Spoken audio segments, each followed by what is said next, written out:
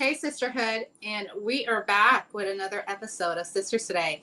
Today, we'll be discussing why we've been MIA for an entire year. Stay tuned for the big fallout.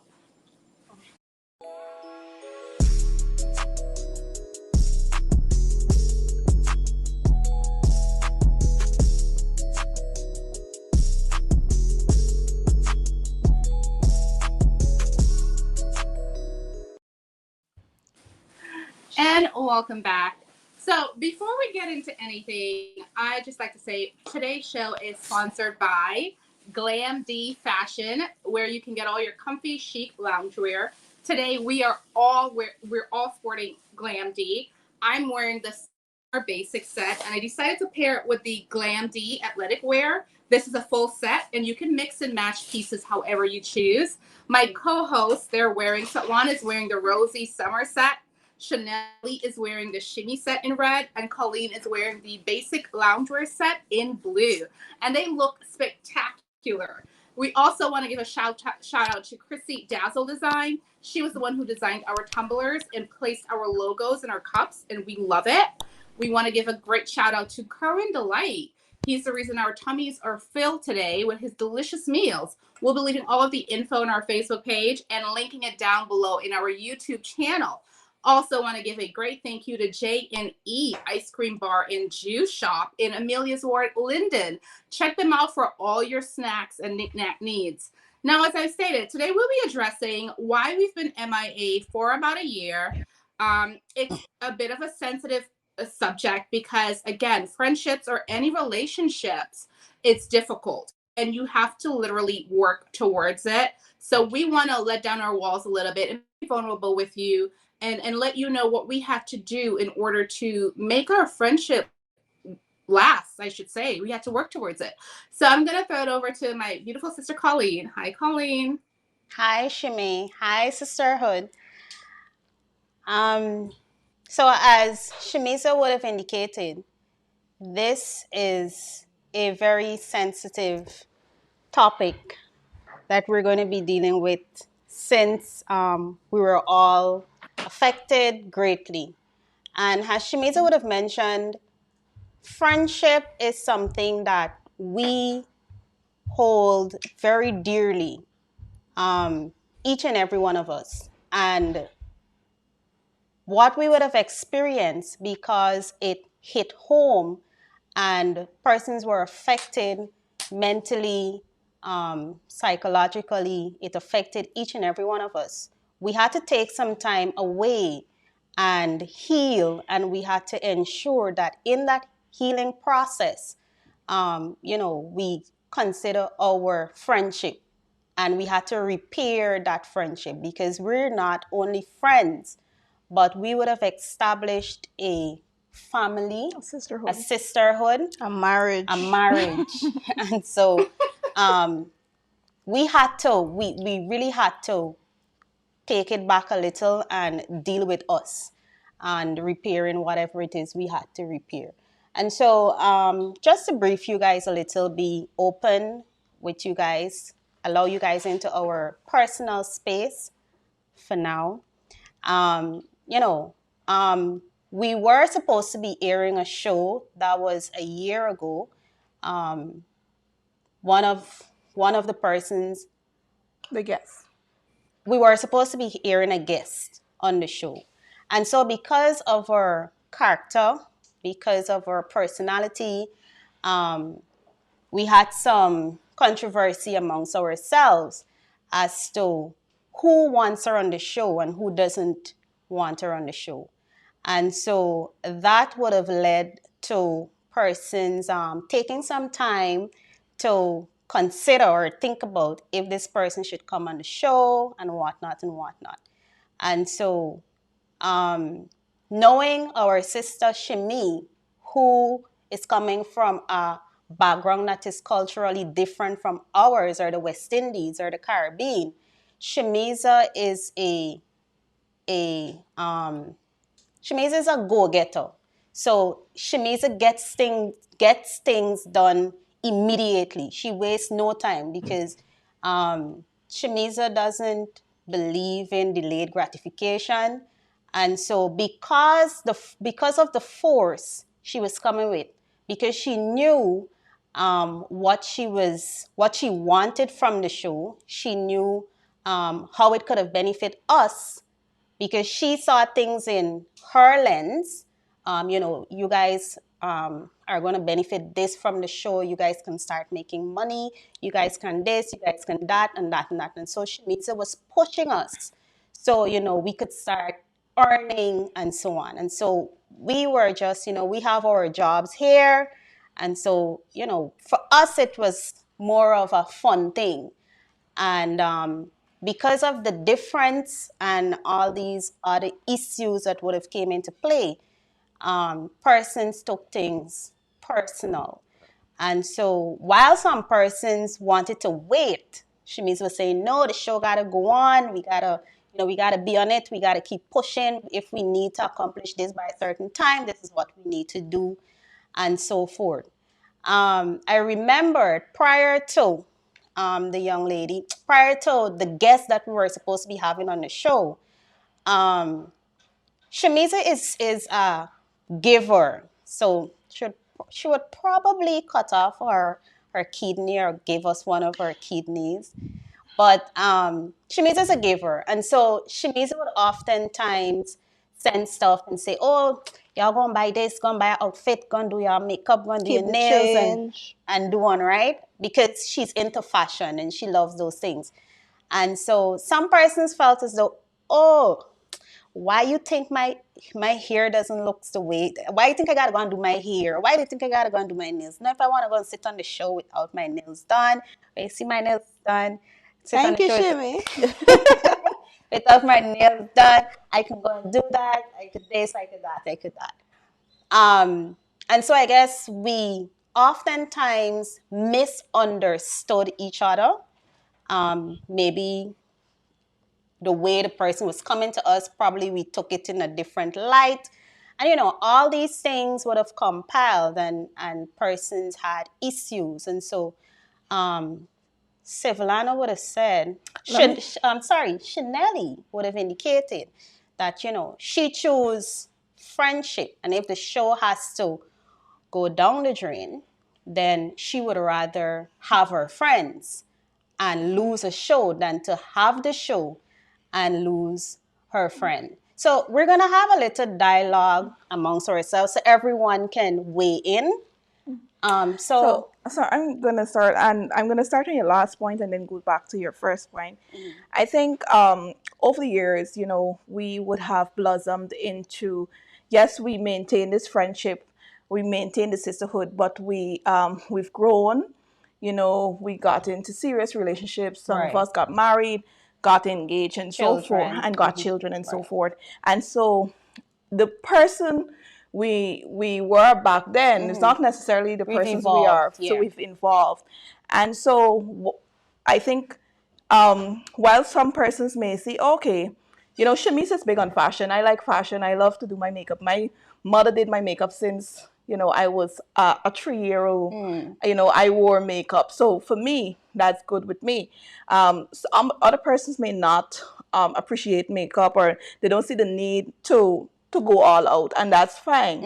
I think what we probably, and I've learned, is that we must respect people's space. And outside of that particular issue, Colin, you and I, we had issues where I felt the need to overstep and tell you what to do. And that didn't come across, you didn't take that lightly. And I had to take a step back and here, Colleen is now a mature adult person.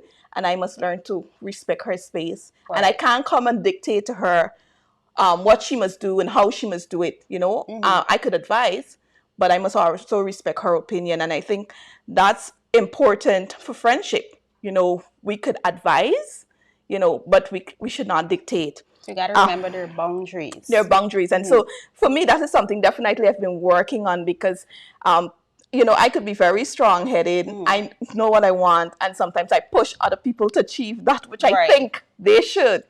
Going back to the major fallout, for me, I had reservation at first about the individual. Now, I know this individual from way before because I used to utilize her services.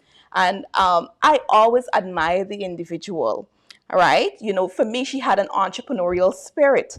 She was big on branding herself. You know, everything she did, she was passionate about it. She was expanding her business. And then something drastically happened. You know, there was a complete change in her life and the way people saw her. Right. For some, it meant a lot of views, right? And I think that was part of what we were considering, whether bringing this person to the show would increase our likes and our views, you know, and get our show to the way to the point we want to. For me, because I've known her from before, I had concerns about whether she was facing some mental health issues and whether I want to be a part of exploiting that. Right. All right. And I don't think, because I've done health stories before as a journalist, I didn't believe that I should be exploiting somebody's illness. If that was the case, I'm not a doctor, and Shamisa would say, you know, we're not doctors, but I was uncertain at the time. Right. You know, and after a while, you know, it's in friendship, you agree to disagree. So I said, okay, we don't know if this girl, maybe this is just an act. Maybe she too is, you know, feeding in on the social media likes and so on. And I was willing to sit on the show with her once we've gotten the direction, because I think you would have said, you know what, this is the direction we're going to show her, not in this light, but in a particular light, a positive light. And so once that came across, I was willing to sit on the show. And I remember Chanelly calling me and telling me, she said, you know what, I don't agree with how things went down with the discussion and how we end up back to this person. But she had agreed to come on the show. And then yeah, so I told Lana, I said, I'm not too optimistic about it. At first, I said I would have set this one out. And, you know, we can still shoot and I'll be there. I'll give my input, but I just wouldn't sit on set for that show. And, you know, Shimi said, okay, well, take some time and think about it and whatever. So I said, okay. So myself and our other team members, she had also, she was a bit reserved too about sitting on set with the individual. So we spoke and I said, man, you know, let's take one for the team. But we were given, I think it was like 3 days or something like that to come up with our decision whether or not we'll go ahead or not. So like the second day, we were told that, listen, we're going ahead with the show, whether you like it or not. The girl is going to come. And I was a bit shocked because I'm saying it's only my second day of thinking. Anyways, knowing me, I don't really take anything seriously. I just listen and then I give my little 2 cents and then we move on from there. So it escalated and, you know, things got a little out of control. People said things that they weren't supposed to say. People felt like, okay, I was disrespected or I was talked to as though I was a child or something. And long story short, we fell out. People deleted themselves. It was out very of the bad. group. People said that, oh, I needed some space. People said that I will no longer sit on the show. And for that split second, my statement from the inception came back to me. I prefer hold on to my friends before I put little pocket change in my pocket. It is a good idea that we can get an income from this, but I have worked my tail off for so many years to keep this marriage together just to let this individual who don't even really know us just would sit on this show once and we will allow that to come between us. How long have we been friends, Shimi? 22 years. So I said, okay, well, you know, whatever. I believe in not making decisions or not trying to resolve problems when you're upset. So I said, okay, give it some time. I know with Shamise and I, when things die down, I would call her and she would give me the most attitude, but we will get somewhere. And that is what I did, and we resolved it. It wasn't resolved in a day, in a week, It took in 2 months. weeks, in months, you know, because we were hurt. I was hurt. Everybody felt like, okay, everybody was affected in some way or the other. And so, lo and behold, today, we've decided that, you know what, we're all grown now, and the personality that we had is not exactly the same that we have now, and we will have personality clashes. And we decided to, you know what, throw that behind us, because what we have is bigger than what we had. And if we can keep this friendship together, we can definitely keep it still going to make those coins. And then when we get the coins, we will share it with you guys. But yeah, so. But before we go to Shamisa, right? Because I know Shamisa will offer her perspective on things.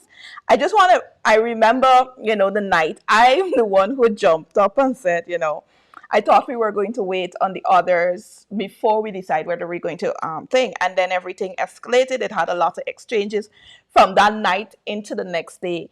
And what I remember vividly is that this incident happened just as the Henry cousins were murdered.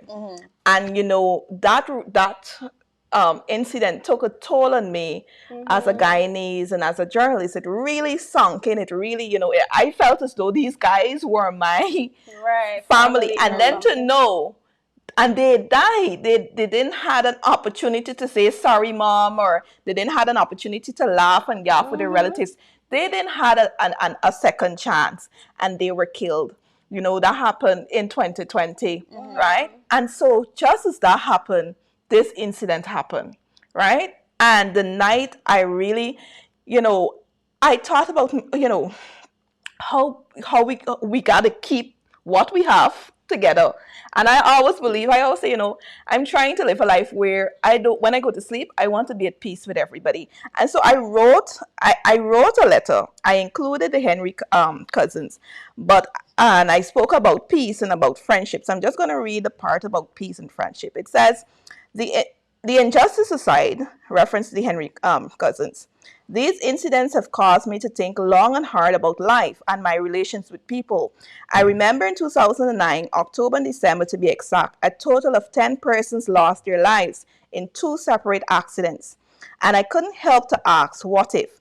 What if it was me? You see, life is promised to no one, and should I die today or tomorrow, I would like to be at peace with my family and my friends. So here's my peace offering. For more than 20 years, I've grown to love all of you. And I know at times our friendship may have hit rock bottom, at least so it may have appeared. But we found our way back, and back where we belong, together. I know there were occasions I wasn't there. I know there were occasions in life, you wish that I was there, but I wasn't. You wish I understood, and I didn't. You wished I had done things differently, but I didn't. You wish I wasn't such a disappointment, a letdown. For all those times, I apologize. So you see, I'm not perfect. I'm not a perfect human being, but I've been working on me with the hope that one day I'll be at peace. I'll be at peace with God and man. And I spoke a bit about friendship, and that part said, a wise writer once said, a friend is someone who understands your past, believes in your future, and accepts you for what you are. And while I strongly believe in those words, please permit me to add that a true friend would never see you err and not offer a word of advice, right? I'm not there to pass judgment on any single individual, but I say to all of us, we should be ashamed of ourselves because a lot was said, and I don't think it was said in the best way. So that's why I was saying, we should be ashamed of ourselves to allow us to get to such a stage, and we should not be, I'm not reading word for word, but we should not be pitting against each other and sowing seeds of discord and pulling each other down. We should be, leading and setting examples. So the letter is a bit longer than that, but for me, it was important for us to maybe, you say nip it in the butt, but then I guess people had things they wanted to say, and then maybe didn't come out. And even myself, even after writing that letter, probably got caught up in the moment and so on.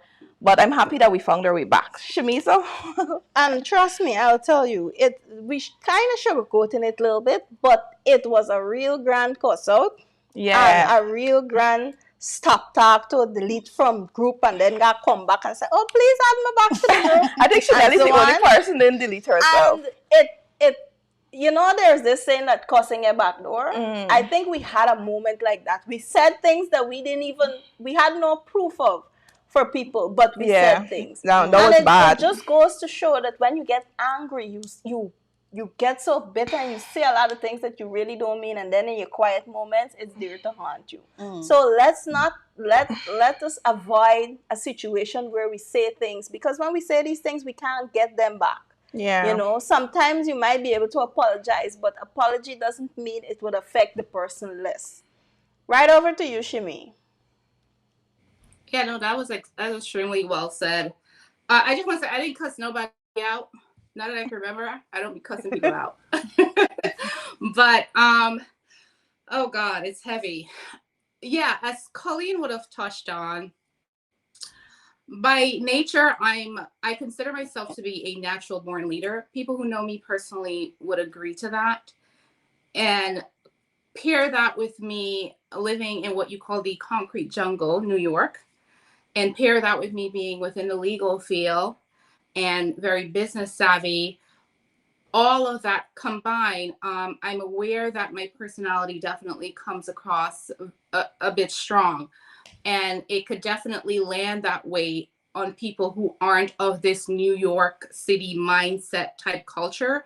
Because in New York, it's go, go, go. People will speak to you directly. There's no sugarcoating what you need to say.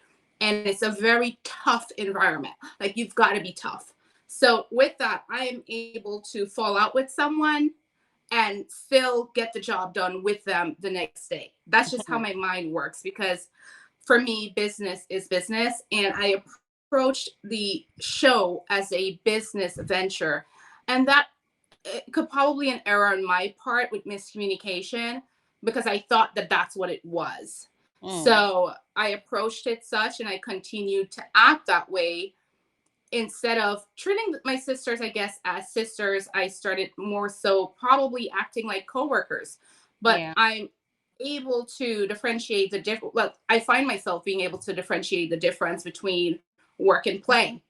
And I thought that, you know, my sisters were doing that with me. But now I come to understand you can't push people. You have to meet them where they're at. And also what I realized was, as Colleen would have also said, I'm a very giving person. That is my love language. I believe that you should also apply love languages in your friendships as well, not just like your intimate relationships, because I was definitely hurt when my giving was misunderstood and I felt like it was taken for something that it wasn't. You know, and I thought my sisters would have already known that about me, but as Svetlana and Chanelli said, we had to relearn each other and grow, because the people we knew when we were children, we were no longer those people. Right. So I tend to, you know, I guess I have to ask my sisters and understand how they want me to love them and not force upon them my love language. And it just comes from understanding them better. Because, you know, they say understanding is the key to a very true compassion. So I had to take off that business hat and really hear what they were saying to me and get out of that business mode. And I heard them. I mean, it took a long time, because I too was very hurt, because as I said, I thought they knew me, not realizing we needed to relearn each other and grow together as women, because we're no longer children.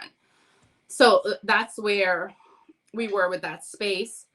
I don't know if I need to touch on the individual we needed to interview, but I wanted to interview the person because I didn't want to judge her based off of what was being said. I didn't want to interview her to exploit her, by no means. I just wanted to give another woman a chance, because she was being, her character was being completely attacked on social media, and people would call her all these crude things. And for me, I wanted to give her a chance to get to know her as a business person. So that was my mindset behind it. And I didn't feel at the time that anyone should label her as anything or diagnose her as anything, or that I was too good of a person to sit with her. I never felt that way. So, you know, I really had to listen to my sisters and hear them out, is what I'm saying. And also, in the grand scheme of things, as women, we tend to throw away our friendships after 1, 2, 3, or one argument. one small argument and you throw away your friendships, but you stick around in other toxic relationships. Yeah. Mm-hmm. I say that to say, if you have great friends in your life, or if you have a good friend in your life, work towards that friendship. Don't toss it away as soon as something goes sour, because things will go sour. It's any ship you're in, it might sink, but you have to work towards rebuilding it. And you know, you'll need your girlfriends, because at the end of the day, when you no longer have that partner you're with, your girlfriends are always there for you. So put an effort into that. And before we go, we quickly just want to end on a really positive note. And we want to share with you a tool we used in order to start rebuilding our friendship brick by brick. We're going to just quickly share what we love about one thing we love about each other. And maybe you guys could try this exercise at home if you're having a difficult time with a friend, but it's a good friend. Maybe you can try this and it'll definitely start to soften things up and you guys can work things out. So I'm going to start off really quickly with what I absolutely admire and love. Sorry, guys. Absolutely admire it with all of you. Chanelli, I love and admire your calmness and your stillness. You have the ability to stay calm in any storm. Literally, somebody could be cussing this lady out for filth, and instead of reacting, she thinks, and that is a very hard thing to do. Right? She thinks, and then she'll decide if she wants to speak, and oftentimes she won't. So you're left cussing yourself, basically.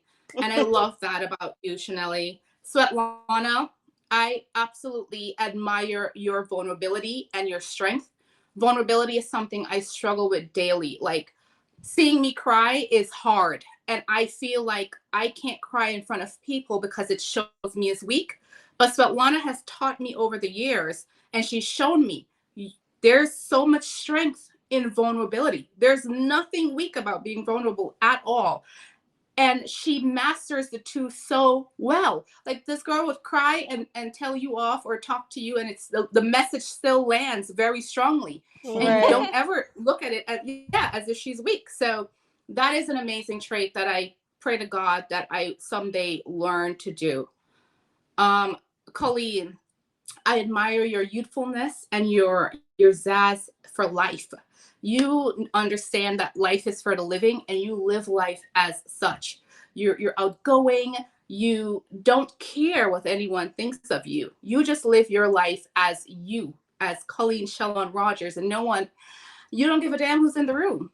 And you never feel the need to mask who you are. And that realness is so hard to find. So hard. And I don't ever want you to change that. Please continue being the light that you are. So yeah, that's what I wanted to share with all of you. Okay, so let me go and then I'll try to keep it short. So I'm going to start with you, Shamiza. I remember throughout the friendship, we've had other major disagreements, and Shamiza was always the one who always emphasized the importance of friendship. And that's communication. She always, maintain that contact with us, check us up, and so on. And even after this major fallout, even I think Shamiza and I had some, hard talk and so on. And then she would either reach out or she would call Colleen. She would call me and call Colleen. And then we would try to, work things out. And, we're still working on that. Because we were very, very close. Yeah. But that tells me something. It tells me that she still values that friendship. She's willing to, give and take. You understand? So she's really big on friendship. I also like what I admire her from before is that she's very assertive. She knows what she wants. She goes after it. And that is very, admirable for me. I like somebody who's self-driven and who knows exactly what they want and how to get it done. Chanelli, like Shamisa said, she's very calm. For me, she's strategic in her actions. She doesn't get too emotional or act in emotions. She thinks about what she wants to do, and then after a long Inspector Gadget, right, then she will decide what she thinks is best for her, and then she makes that move. You would not see her acting irrational. Colleen, like Shamisa said, she lives freely. She lives the life that she wants. She enjoys it to the fullest. She's positive about who she is as a person, and so that is for me very admirable. And for all the ladies, every single one of the sisters, we know what we want, and I like that. I know we have different professions, and we've gone after those professions, after our goals and dreams of the years. And for me, that's good. You go, Colleen. Yeah, and I like going last. All right. So, Chanelly, I'm going to mention someone who's not on the show as well.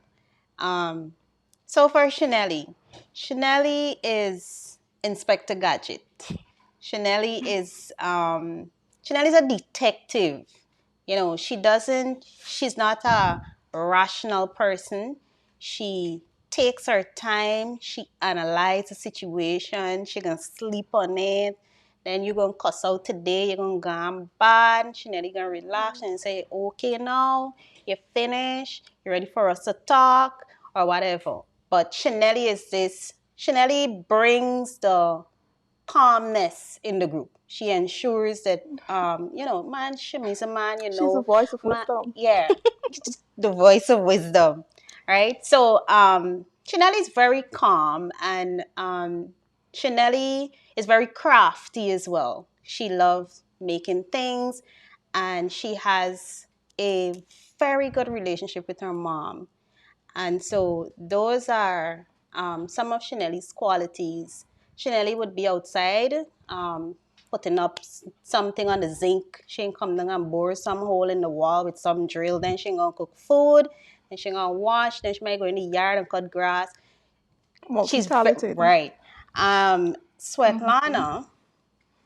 Pronounce your name right? Yes. Lana. Finally. Lana is very sensitive. Lana is very emotional. Lana likes to know that she's involved, and you must know that and she makes it known that she got to be involved. And so I've always been treated as a little sister when it comes to Lana. Go in the kitchen and get some water. Make yourself useful. Go and wash them wares. Like I'm 31, Lana. Lana is very driven. Lana gets things done, and I would have admired how she has managed to carve her family from the ground straight up. She has accomplished so much. Her home, she's married. She's a successful journalist, editor. She's one to look at and emulate a lot of qualities of it. Those are some qualities that I would have admired, that I admire of Lana. Shamiza, I think Shamiza understands me the most because Shamiza speaks my language. I don't know if she just put on this clothes when she come in to talk to me and say, okay, well, this is how Colleen likes to be talked to, so I'm going to speak to Colleen like that. But Shami understands how I speak. She understands how I deliver my content, how I do things, and so on. Shamiz is very free-handed. I can say, I need some credit from overseas. What's new? She sends it. If she doesn't send it in a particular time, Shamiz, I gotta get credit. I'm waiting on you long, and so on. She ensures that her little sister is well taken care of. Shamiz is very much driven. She's not a force to be reckoned with. Shamiza speaks different languages, and so I wish I could. She's British. She's American.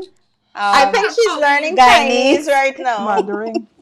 Right? And so those are some qualities I wish to emulate. Latoya, who is not on the show with us today, I admire the fact that Latoya has taken the road towards education. Latoya she's not aware of this, but she has caused me to want to go to this American university to do my cycle. When I saw Toya's face and the people congratulating her distinction, I was like, wow, this is my auntie, Right? So she has been working towards her studies. She has been looking after her family and so on. So thumbs up to you Very for that. self-driven. What else? That's it. That's it for my sisters. Let me just close off with this before we get Shemisa to do our outro. Sonali didn't say anything. Oh, sorry. Before I go over to Nels, we are not perfect. We experience the same things any marriage, any friendship, whatever it is, goes through. We're not perfect, and we're not here trying to show our audience that, oh, these girls get it all together, nothing don't go wrong, everything is fine with them. We do have fallouts. We have heated fallouts. Sometimes we don't speak to each other for days and all of that. But when it all boils down, we always find a way back to home. Yep. Right. Yeah. Any little thing, I don't know where I want to just come from. Instantly, Lana to start crying. And I changed. I am somebody, you won't really see me cry. Trust me. But when I see Lana crying, I'm like, okay, so women have this quality, but why don't I? And so that's what I admire about Lana. I like how she puts her family first. And she has like all these strategies that she can always share with you to make things work. Yeah. If anybody ever wrong you in life and you want to go in the papers, Lana is the person to call. Right? For Latoya, as Colleen said, she's not on set with us today, but Latoya is the most nonchalant person I've ever met. And this is a good thing for her because Latoya don't allow herself to get very emotional. Nothing don't affect Latoya. If they tell you that the earth coming, the world ending tomorrow, Latoya will be like, okay, No problem. I'm ready for the earth to end. And so in her mind, she's already putting systems in place. Well, okay, I will go down fighting like this, or I will do that. But you really can't read her emotions because she don't allow people to get control of how she feels and how she should respond. She believes that she should always be the one to determine when to get upset, when to be happy, when to be angry. Nobody can't tell Latoya what to do. And if you confront her in any kind of way and she feels like she's not about this life, she will leave you standing, she'll abuse you, and then she will leave you standing there. And the rest is history. You probably might never hear back from her. Yeah. You wouldn't. She done said what she had to say and she moved on. And these are all qualities that I really admire. And even though everybody has their difference, these are qualities that we join together to form this marriage. We already have our divorce contract set out that if anything should go sour, who will get the children, who will this, who will that. But nobody's looking to that paper. We're moving ahead, and this friendship can only get better from here because we've been through it. You think about it, we've been through it. So all in all, our advice to you is that don't be so quick to throw your friendship away, but always think of ways that you can salvage. There is something that you will be able to hold on to that will keep you together. And in the worst of moments, think about what you admired about that person the most. That's true. And that will be your light at the ending of the tunnel. We hold on to these men. Right. Exactly. Some of them ain't worth nothing. Over to you, Shimmy. That was wonderful, guys. And thank you all so much for joining this show. I hope you've learned something. Don't forget to like and please subscribe to our new channel. Our YouTube channel is The Sisters Show. And you can find us on Instagram and Facebook at Sisters. We love you for watching. Bye. Bye.